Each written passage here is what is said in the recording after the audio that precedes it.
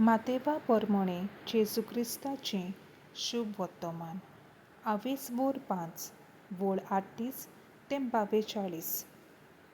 दोळ्याक दोळो दांताक दांत अशें म्हणलोलें तुमी आयकलां.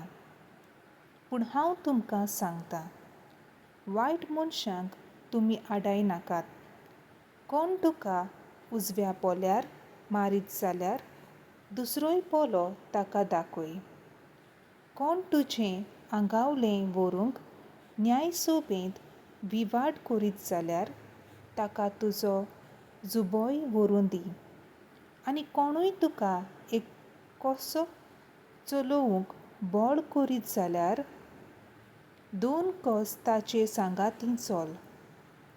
तुजे कोडे मागीत ताका दी आनी तुजे लागीं उश्णें मागून घेवंक सोदता ताका पाट वळूं नाका.